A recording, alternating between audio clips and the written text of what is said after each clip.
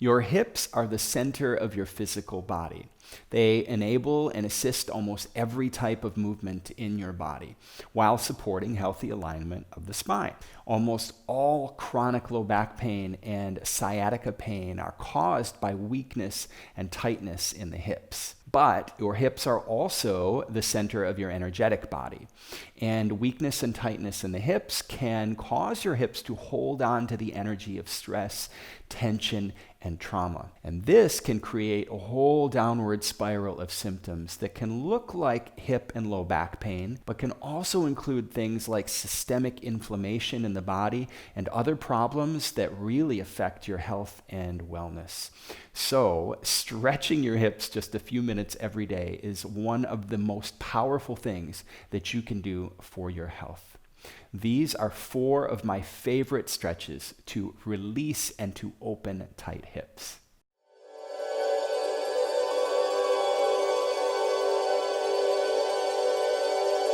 Okay, this first stretch is what's known as a seated figure 4. So if you've done figure 4 lying on your back or up against the wall, this is a slightly different version of that. And sometimes that's exactly what you need, a slightly different version to zero in on the spot that's giving you difficulty. So check this out.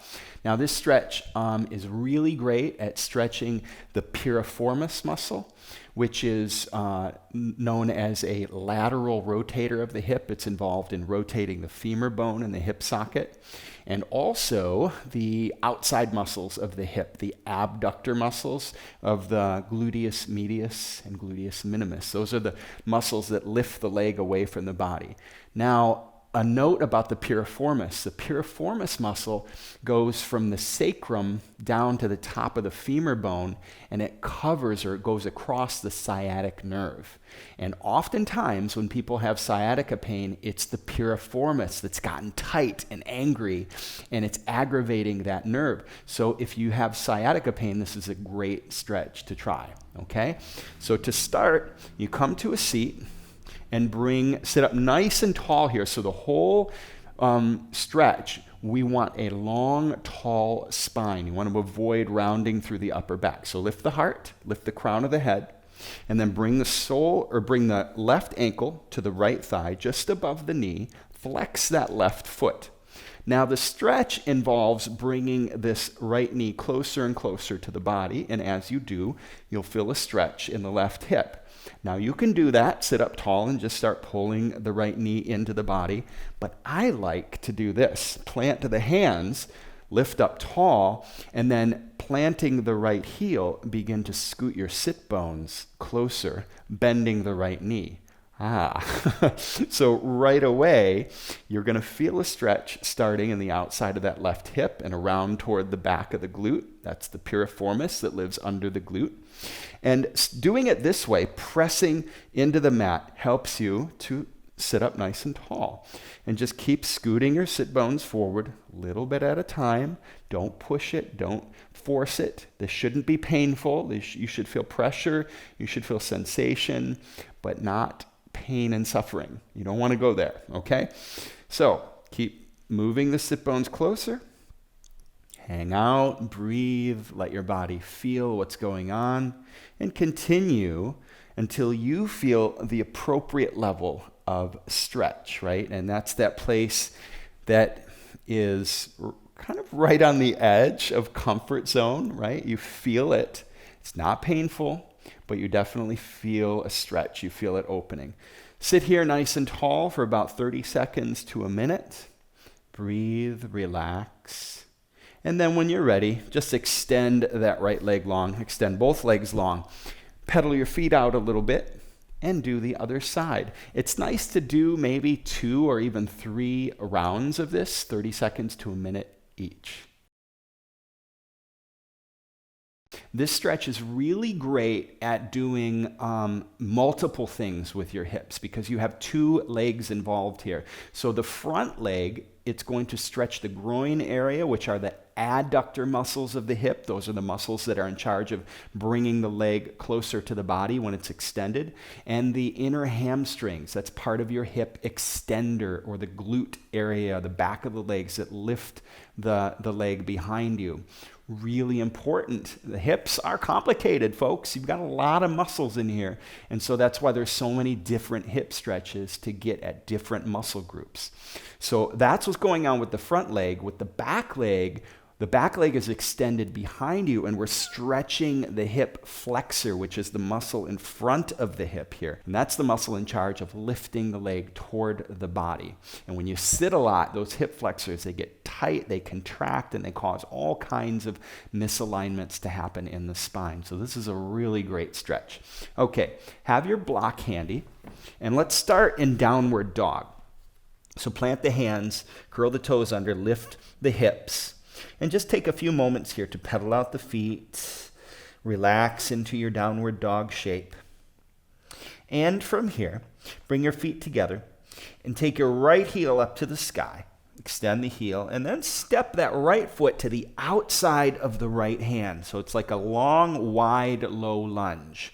Bring the back knee down, untuck the toes, and press into the top of the back foot. Okay, so already here, you're probably feeling a good stretch in front of that left hip and a good stretch inside of that right hip, okay? Now you can stay here, that's great, or you can deepen the stretch by placing a block down and coming to your forearms and hanging out there. And it's okay if this right knee opens up a little bit.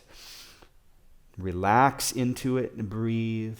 And if it feels good, you can even come down all the way to the mat on your forearms. Keep breathing and relaxing. Now you want to stay active through that back leg, okay? So press into the top of the left foot to activate the back leg. What this does is it kind of activates the glute muscle a little bit, and that allows you to get a deeper stretch in front of the hip flexor. It's a concept called reciprocal inhibition. We engage one muscle, and the muscle on the opposite side actually opens and lets us get in there a little bit deeper, okay?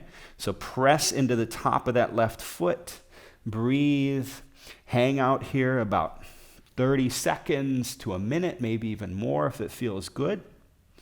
And now another variation, and that's it. If that feels good, that's cool.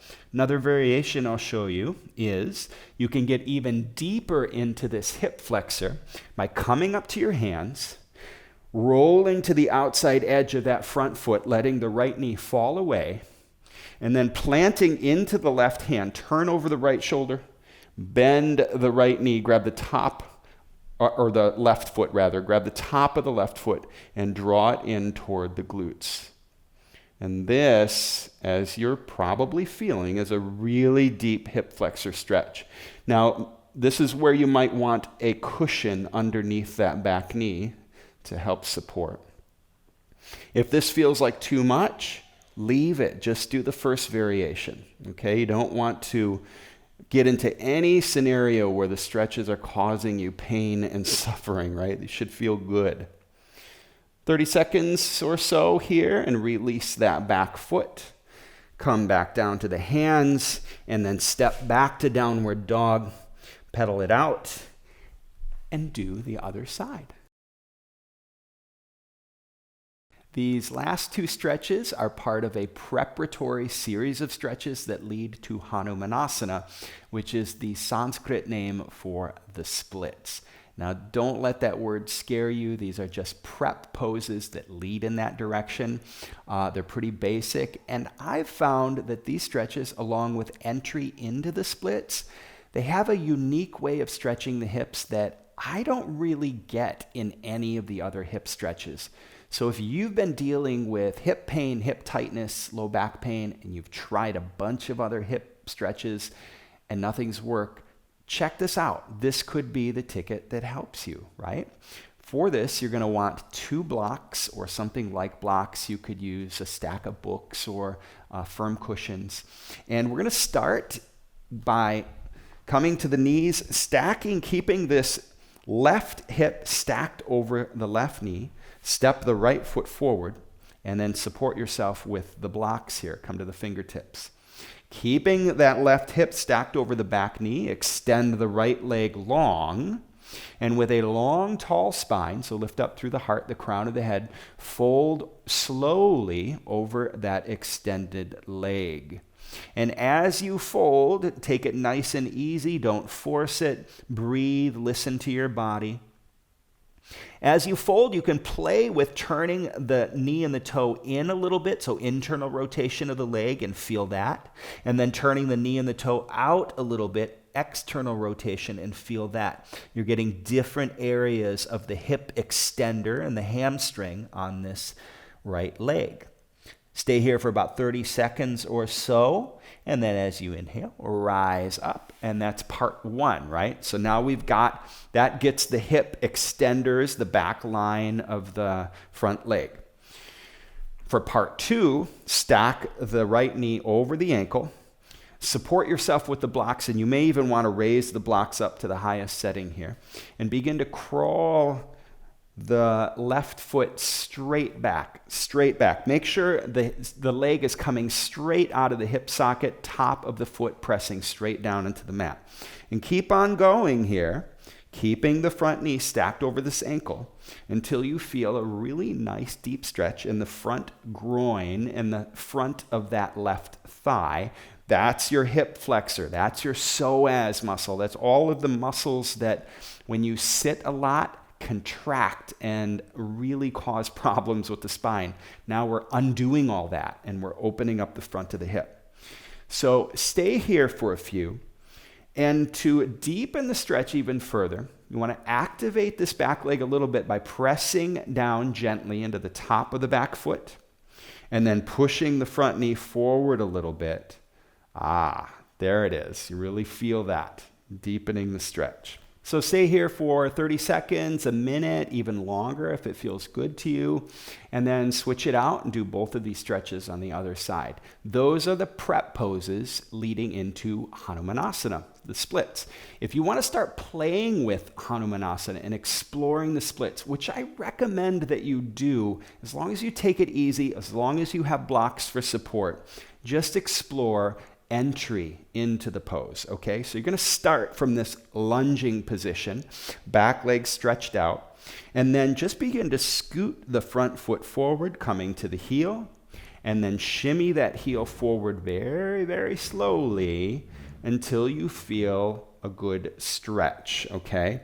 Walk the blocks back a little bit so the upper body is nice and tall through the spine, the crown of the head.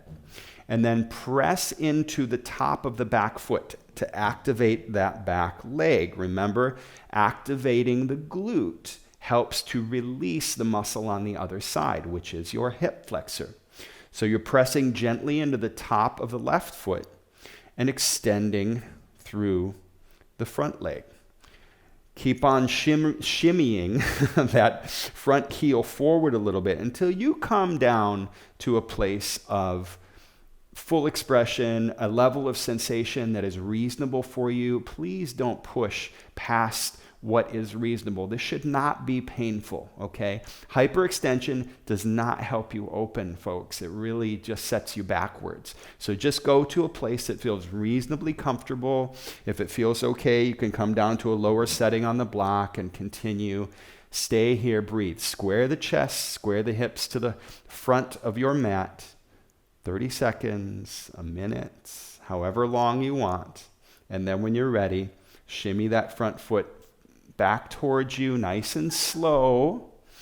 Use the blocks now to help support as you push into the blocks and bring that knee back. And then I like to come up and do a little hula hoop action in the hips before I do the other side.